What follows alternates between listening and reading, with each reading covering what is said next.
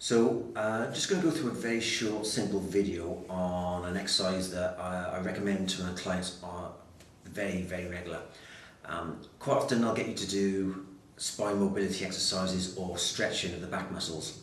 Now this is just a little bit of a warm-up before you go through those routines, but I would do this literally on a daily basis. So regardless of whether you have back issues or not, this is a great little routine to keep the muscles of the back nice and relaxed. Okay, so all you need is a tennis ball. Prefer a tennis ball because it's got a little bit of give in it.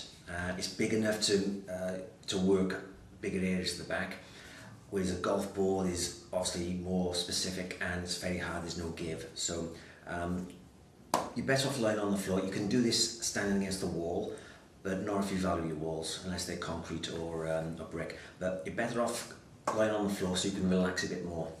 Now, this will be uncomfortable for majority of people, even if you don't have any issues with your back. It can be quite uncomfortable. Ideally, it should only be the pressure you feel. So if you do feel discomfort, then it's likely that you need to do this a bit more often. Okay, so lying on your back, preferably with your knees bent, feet flat on the floor. Rotate over, put the ball between the spine and your shoulder blade, not on the spine itself. Okay, and then try and relax as much of your body as you possibly can. And then all you can do is rock side to side. You're only going to get about an inch or two of movement, and then up and down that way. Again, you're not bringing your backside off the floor or pushing down hard, just relaxing onto the ball and small rhythmic movements. If you've got a specific area which is quite tender or you feel tight or almost a nice pain, just relax on that area for 30 seconds or so. So once you've done that for about 30 seconds, just move the ball up or down, depending on where you start. And again, repeat the movement. Relax the head as much as possible.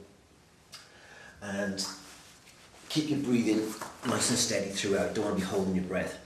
Now, I recommend you go from the lowest rib up as far as you can to the top of the shoulder blade. Again, probably want about 20 to 30 seconds in each spot, and then move it up or down depending on where you start. Doesn't really matter where you start. Again, if you find a specific area which is really tender, just try and linger on there, and just use your hands and your feet to ease yourself off slightly without raising your backside off. Just ease the pressure off with your arms, but you still want to stay on that spot for 30 seconds or so. Again, you only need to spend 2 or 3 minutes, or a minute or two each side. If you want to go for a bit longer, that's no problem, but nothing really more than 5 minutes is necessary. But I would do this on a daily basis. What you might find then is you need to go on to some of the stretching or mobility exercises that we've got, and they're on the videos as well.